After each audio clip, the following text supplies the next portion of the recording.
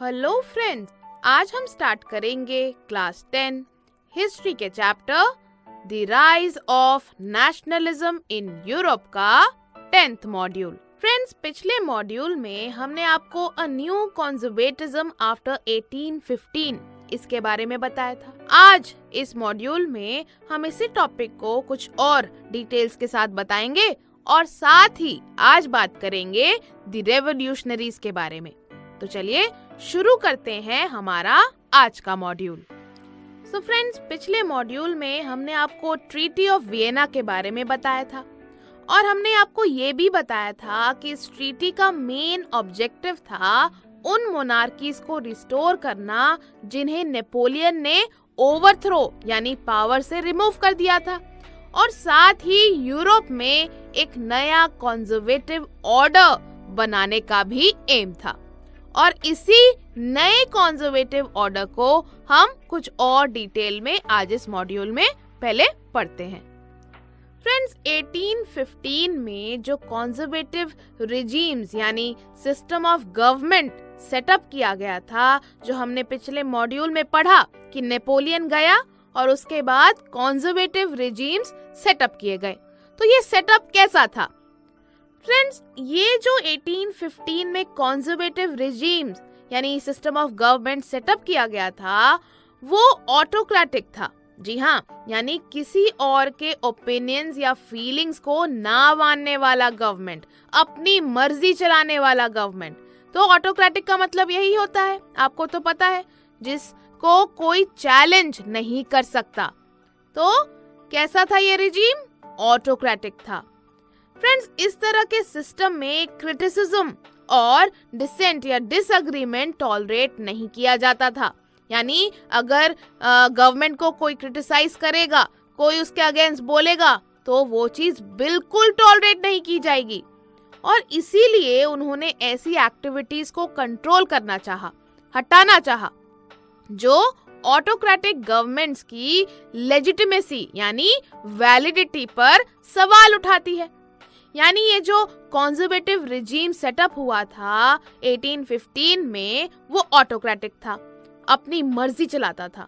और कोई भी अगर इनको क्रिटिसाइज करे, इनसे डिसएग्री करे या इनकी वैलिडिटी पर सवाल उठाए, तो ये लोग बिल्कुल टॉलरेट नहीं करते थे, जो कंजर्वेटिव्स थे। तो इसके लिए उन्होंने क्या किया?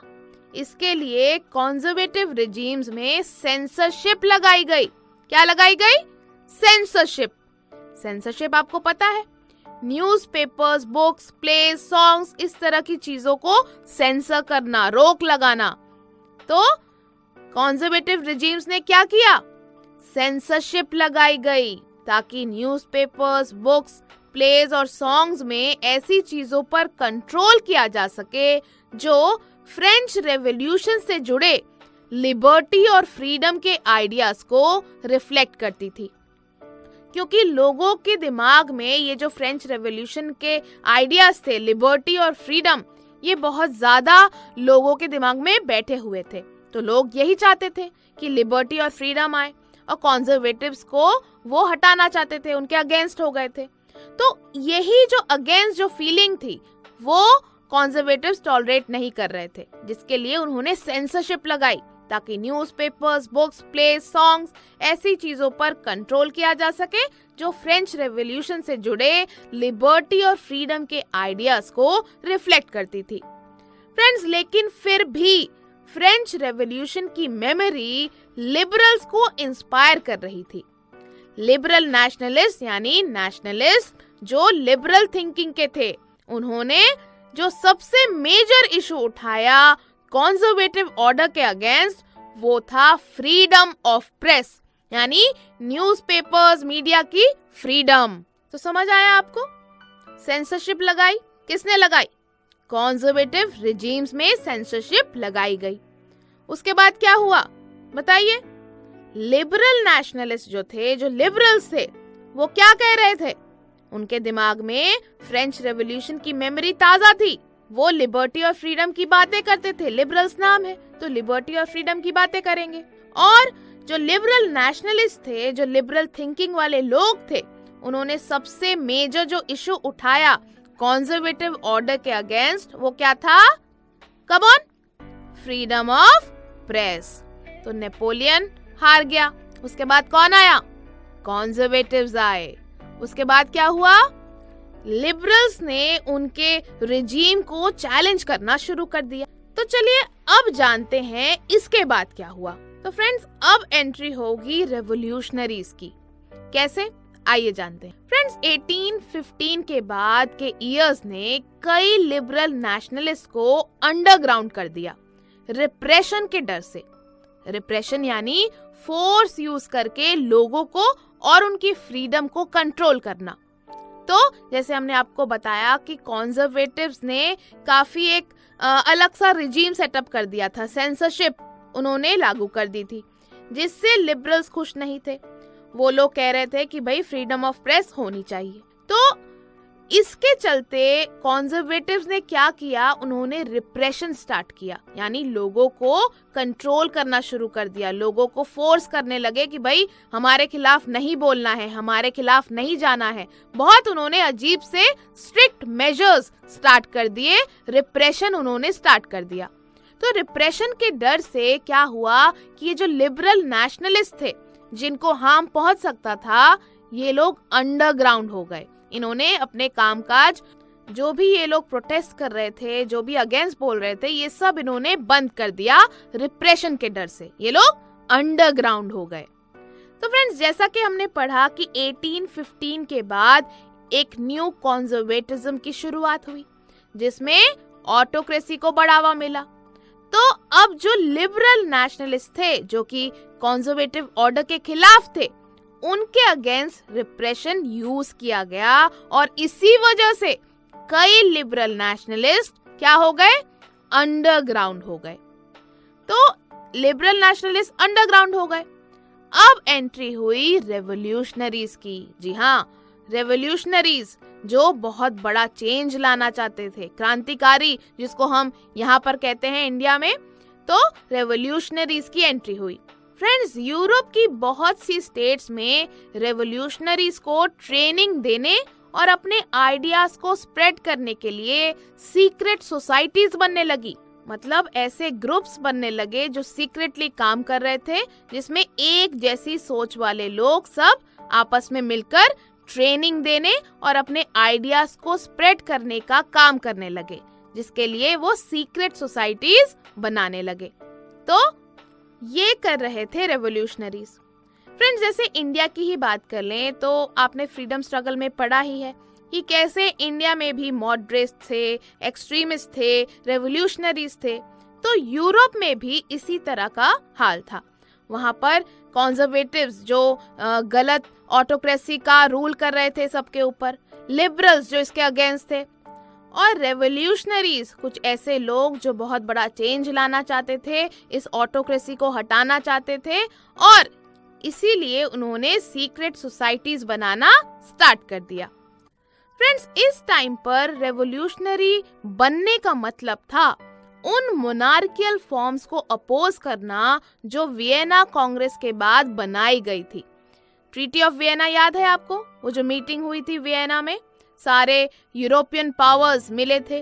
तो उसके बाद बहुत सारी मोनार्कीज फॉर्म हुई थी। आपको बताया था हमने, बहुत सारी मोनार्कीज रिस्टोर कर दी गई थी जो नेपोलियन ने हटा दी थी। तो इस टाइम पर रेवोल्यूशनरी का जो मेन एम था वो मोनार्कियल फॉर्म्स को वो लोग अपोज कर रहे थे, जो वियना कांग्रेस के बाद बनाई गई थी, और साथ ही लिबर्टी और फ्रीडम के लिए लड़ाई करना, ये भी रेवोल्यूशनरी का मेन एम था। तो वो सीक्रेट सोसाइटीज बना रहे थे, मोनार्कियल फॉर्म ऑफ गवर्नमेंट को वो अपोज कर रहे थे, मोनार्की को हटाना चाहते थे, साथ ही लिबर्टी और फ्रीडम के लिए वो लोग लड़ रहे थे। फ्रेंड्स, इनमें से कई रेवोल्यूशनरीज नेशन स्टेट्स के क्रिएशन को फ्रीडम स्ट्रगल का एक नेसेसरी इम्पोर्टेंट पार्ट मानते थे। यानी कुछ रेवोल्यूशनरीज ऐसे भी थे जो कहते थे कि भाई नेशन स्टेट बनेगा तभी सही मायने में फ्रीडम मिल सकती है। यानी रेवोल्यूशनरीज चाहते थे कि कॉमन कल्चर हो, लैंग्वेज हो, ट्रेडिशन हो, कॉमन हिस्ट्री हो लोगों की, क्योंकि वही तो नेशन स्टेट होता है। तो रेवोल्यूशनरी ये सारी चीजें चाहते थे। क्या क्या चाहते थे? उन्होंने क्या किया? सीक्रेट सोसाइटीज बनाई, मोनार्की को अपोज किया, साथ ही वो लोग फ्रीडम की मांग करते थे, लिबर्टी की मांग करते थे, ऑटोक्रेटिक रूल का एंड चाहते थे, साथ ही नेशन स्टेट की बात करते थे, यानी कि आइडिया ऑफ नेशनलिज्म वो लोग स्प्रेड कर रहे थे। सो फ्रेंड्स, ये तो बात हुई रेवोल्यूशनरीज की। अब एक रेवोल्यूशनरी की हमें बात करनी है जो कि बहुत इंपॉर्टेंट है, क्वेश्चन भी आता है इससे, तो बहुत ध्यान से आपको सुनना है। किसकी बात कर रहे हैं? एक इटालियन रेवोल्यूशनरी के बारे में, जिनका नाम है गुजिपी मजीनी। क्या नाम है? गुजिपी मजीनी। तो ये एक इटालियन रेवोल्यूशनरी थे जो जेनुआ, जो कि इटली का एक प्रोविंस है, 1807 में ये बॉर्न हुए थे जेनुआ में, और कार्बोनारी की सीक्रेट सोसाइटी के मेंबर बने। फ्रेंड्स, बेसिकली इटली बहुत सारे पार्ट्स में डिवाइडेड था, अलग अलग लोग वहां पर रूल करते थे। तो गुजिपी मजीनी जो थे वो चाहते थे कि इटली एक नेशन स्टेट बने, यूनाइटेड हो जाए, तो इसीलिए वो भी सीक्रेट सोसाइटी के मेंबर बने। और फ्रेंड्स, 24 इयर्स की यंग एज में उन्हें लिंगुरिया में रेवोल्यूशन करने के लिए 1831 में एग्जाइल पर भेज दिया गया, यानी देश से बाहर निकाल दिया गया था। इसके बाद उन्होंने, मतलब देश से निकाल दिया, उसके बाद उन्होंने 2 और सीक्रेट, या जिसको अंडरग्राउंड सोसाइटीज कह सकते हैं, वो उन्होंने एस्टैब्लिश की। कई बार पूछा जाता है, 1 मार्क में भी आ सकता है, कि गुजिपी मजीनी ने कौन सी 2 सीक्रेट सोसाइटीज एस्टैब्लिश की, तो कौन कौन सी थी वो? चलिए देखते हैं। तो पहली सीक्रेट सोसाइटी थी यंग इटली इन मार्सिलीज, और दूसरी थी यंग यूरोप इन बर्न। कौन कौन सी थी? यंग इटली इन मार्सिलीज और दूसरी थी यंग यूरोप इन बर्न, जिसके मेंबर्स पोलैंड, फ्रांस, इटली और जर्मन स्टेट्स के सेम थिंकिंग रखने वाले, यानी लाइक माइंडेड यंग मैन थे। क्योंकि इनको देश से निकाल दिया था, तो इन्होंने फ्रांस में जाके ये सीक्रेट सोसाइटीज बनाई थी। कौन कौन सी सीक्रेट सोसाइटीज बनाई थी? यंग इटली इन मार्सिलीज और दूसरी young Europe in Bern. Friends, Giuseppe Mazzini का मानना था कि गॉड की इंटेंशंस या मर्जी के अकॉर्डिंग नेशंस ही मैनकाइंड या ह्यूमंस की नेचुरल यूनिट्स थे। मतलब वो ये मानते थे कि किसी एरिया के लोग नेचुरली अगर एक साथ रहना चाहते हैं, एकजुट होके रहना चाहते हैं, तो उनको रोका नहीं जाना चाहिए। बेसिकली वो मोनार्की और ये कॉन्जर्वेटिव्स के खिलाफ थे, उनको हटाना चाहते थे। वो चाहते थे, जैसे उनके देश में बहुत अलग अलग यूनिट्स थे, वो चाहते थे उनका देश इटली एक हो जाए, यूनिफाइड हो जाए।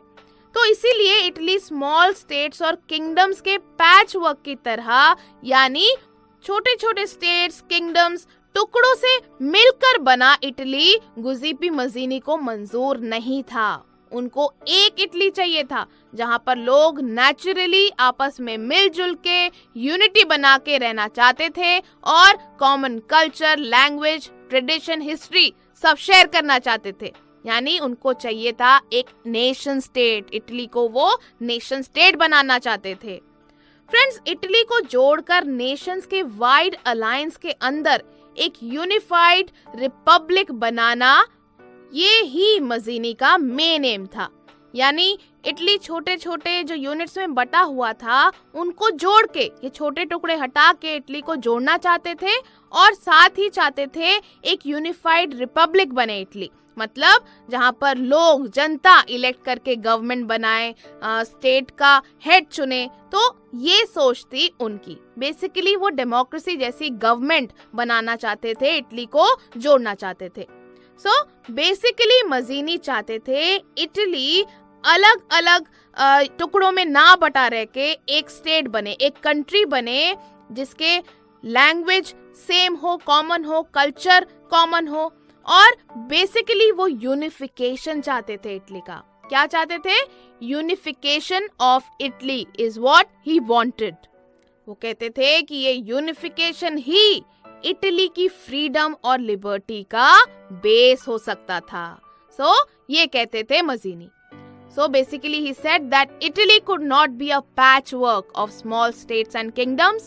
Italy had to become a unified republic within a wider alliance of nations, and he said that unification of Italy was the only basis of Italian liberty. Friends, Mazzini के model को follow करते हुए Germany, France, Switzerland और Poland में भी secret societies बनाई गई। मजीनी के मोनार्की की तरफ ऑपोजिशन ने और उसके डेमोक्रेटिक रिपब्लिक्स के विजन यानी ड्रीम ने कॉन्जर्वेटिव्स को काफी डरा दिया, क्योंकि मजीनी एक रेवोल्यूशनरी थे और रेवोल्यूशनरीज तो आपको पता है काफी ज्यादा आक्रामक होते हैं, बहुत फाइट भी कर सकते हैं। तो मजीनी के ये जो मोनार्की की तरफ ऑपोजिशन था और डेमोक्रेटिक रिपब्लिक की जो सोच थी, इससे कॉन्जर्वेटिव्स काफी डरे हुए थे। मेटरनिक जो कि ऑस्ट्रिया के चांसलर थे, याद है ना, ट्रीटी ऑफ वियना में हमने आपको बताया था, जिन्होंने ये पूरी जो ट्रीटी ऑफ वियना जो कांग्रेस की मीटिंग थी उसको होस्ट किया था। तो मेटरनिक जो कि ऑस्ट्रिया के चांसलर थे, जिन्होंने वियना कांग्रेस होस्ट की थी, उन्होंने मजीनी को डिस्क्राइब किया as the most dangerous enemy of our social order. ये बोला उन्होंने, यानी हमारे सोशल ऑर्डर का, ऑटोक्रेटिक मोनार्कीज का सबसे डेंजरस दुश्मन। बोला, किसने बोला? ऑस्ट्रिया के चांसलर मेटरनिक ने। और किसको बोला? गुज़िपी मजीनी को। करेक्ट। तो हमने आपको क्या बताया? हमने आपको इनिशियली बताया कि 1815 में जो कॉन्जर्वेटिव रेजिम्स सेटअप की गई वो ऑटोक्रेटिक थी। ज्यादातर गवर्नमेंट्स ने सेंसरशिप लगाई। तो लिबरल्स जो थे, लिबरल नेशनलिस्ट, वो इसके खिलाफ थे।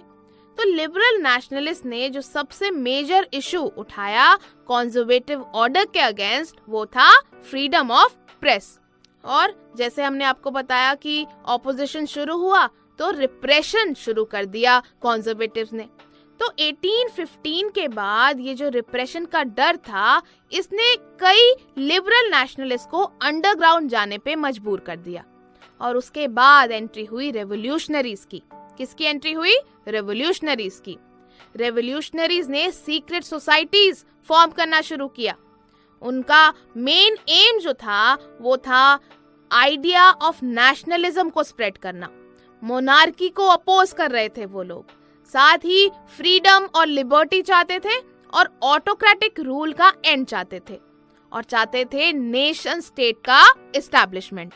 साथ ही हमने आपको इस मॉड्यूल में एक बहुत इम्पोर्टेंट इटालियन रेवोल्यूशनरी गुज़िपी मजीनी के बारे में बताया। तो गुज़िपी मजीनी एक इटालियन रेवोल्यूशनरी थे, member of secret society of Carbonari थे वो। साथ ही उन्होंने 2 सीक्रेट सोसाइटीज बनाई थी, उनको देश से निकाल दिया गया था, याद है ना। और 2 सीक्रेट सोसाइटीज उन्होंने बनाई थी, यंग इटली इन मार्सिलिस और यंग यूरोप इन बर्न। साथ ही गुज़िपी मजीनी का जो मेन एम था वो था unification of Italy. So let us revise once again. So friends, conservative regimes set up in 1815 were autocratic. Censorship was imposed by most governments. The major issue taken up by liberal nationalists against the conservative order was the freedom of press. After 1815, fear of repression drove liberal nationalists underground. Then came the revolutionaries. They formed many secret societies. Their main aim basically was to spread idea of nationalism. They were opposing monarchy. They wanted freedom and liberty. And also they wanted to end autocratic rule. And many revolutionaries wanted an establishment of a nation state. And then we talked about Giuseppe Mazzini, who was an Italian revolutionary. He was the member of secret society of Carbonari. He established 2 more underground societies, Young Italy in Marseilles and Young Europe in Bern. And friends, his main aim was unification of Italy.